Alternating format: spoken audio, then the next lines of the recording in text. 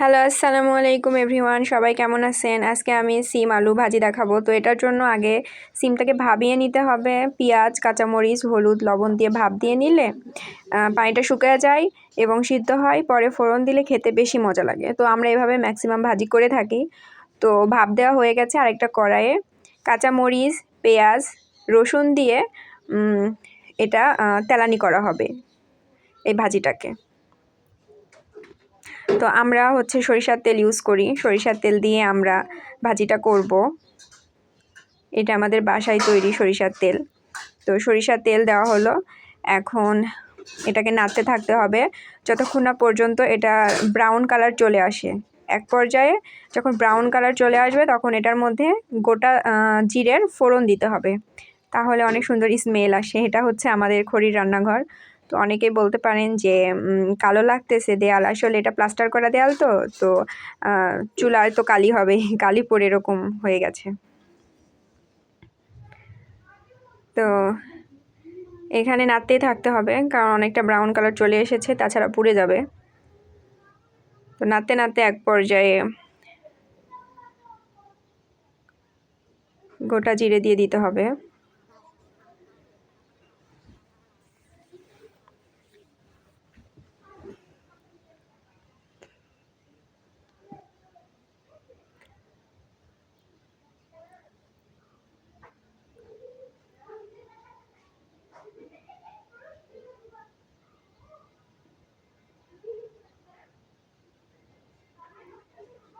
এই যে হয়ে গেছে, অনেকটা হয়ে গেছে।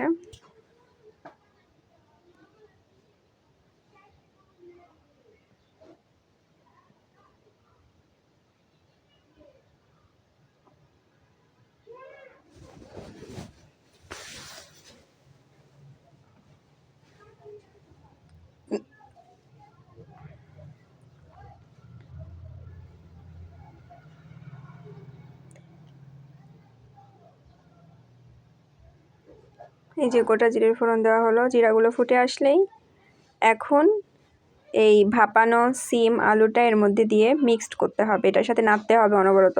যেটুকু গায়ে পানি আছে ওইটুকু পানি চলে যাবে, আর এগুলো গায়ের সাথে লেগে মাখো মাখো হয়ে যাবে।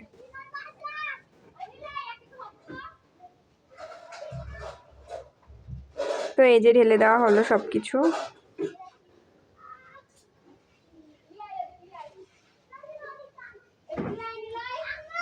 ভাজিটা হয়ে গেছে। এভাবে নাড়তে নাড়তে, বেশিক্ষণ নাড়তে হবে না, কিছুক্ষণ নাড়ার পর নামিয়ে রাখতে হবে। তো এইভাবে একদিন ভাজি করে দেখবেন, ভাজিটা অনেক মজা লাগে খেতে, বারবার খেতে ইচ্ছা হবে আর কি। আর বরাবরই সিমের বিচি আমার খুব পছন্দ। এখানে অনেকগুলো সিমের বিচি দেওয়া হয়েছে, অল্প একটু সিম দেওয়া হয়েছে। তো ভিডিওটা যদি ভালো লেগে থাকে লাইক কমেন্ট করবেন, আর দেখার জন্য থ্যাংক ইউ। সবাই ভালো থাকবেন। আল্লাহ হাফেজ।